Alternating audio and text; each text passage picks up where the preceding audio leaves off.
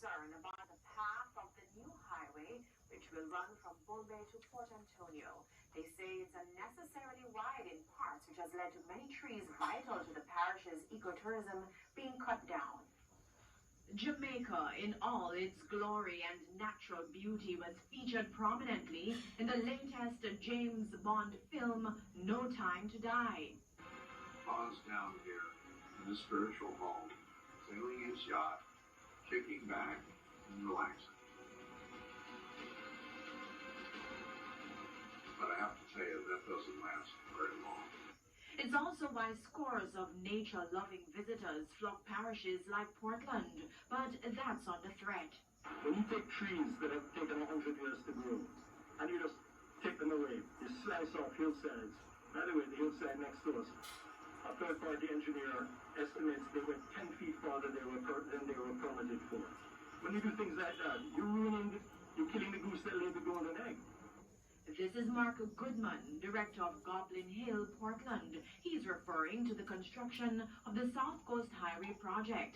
Hectares of trees have been removed to facilitate the road expansion. Of concern is the work being done in the Sansan area of Port Antonio, which is just above the famed Blue Lagoon. Well, we welcome the concept of the highway. We just want it to be done properly. What they've done is in our area, one of the most sensitive tourist areas of beauty in the country. They're doing too much work. They're widening the road where no one wanted a wide road. We just want a better road and a properly drained road. And what they're doing is tearing apart the hillsides, tearing away all the vegetation and the beauty that makes this, the James Bond film, be set here instead of in other parts of Jamaica. But that's not all. What they're planning to do, we understand, is to do the same thing on our hillside. So selfishly, yes, where we're sitting right now, where we have weddings, people watch the sunset, this will all collapse. If you look over right here, it's a steep drop, completely, basically vertical, right to the street. And they are basically planning to come and slice off several feet of this hillside, just like they've done above the Blue Lagoon. Residents, too, are affected by the construction. It's when the survey people them did a survey, it's like when they come up in the yard to plant the pig, it's like my brother did say something to them, but a lady did say the work have to continue work and not really so much. So it's like they never really come to me and say, oh, this amount I go take off and them something. We just see them work. The stakeholders question whether due diligence was followed prior to the road expansion in the area. They're taking the National Environment and Planning Agency, NEPA, to task over the issuance of an environmental permit. NEPA, however, contends the permit was issued after a detailed review of the plan. On the issue of the Environmental Impact Assessment, EIA, based on our technical screening, and we screen applications with a screening tool, a technical screening tool.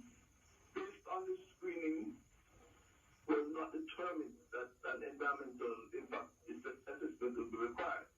However, as I indicated before, we had to use and benefited from the technical documents to support the application.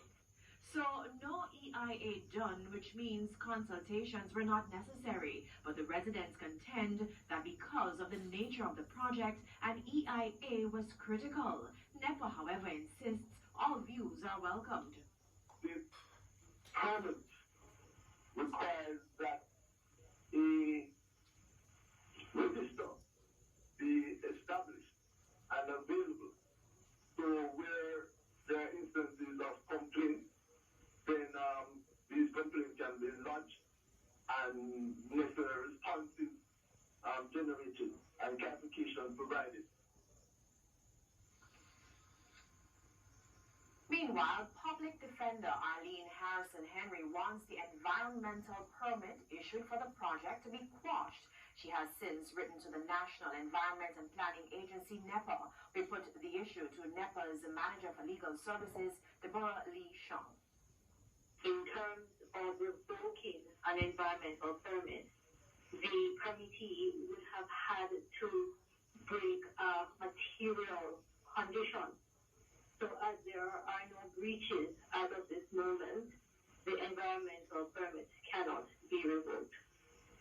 Neither can there be any cessation if there is a breach of an environmental permit condition, there usually is going to be an instrument which is served, but in this instance, a cessation order would not be appropriate.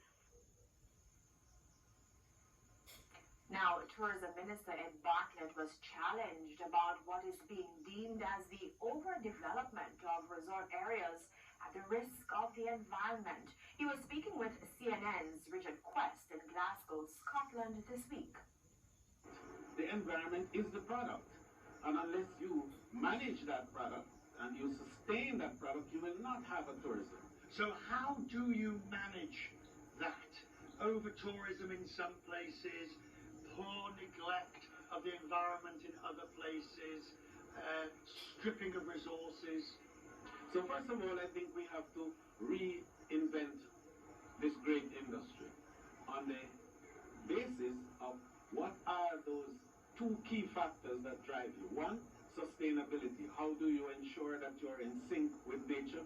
You're protecting and securing the future of your product. And secondly, resilience.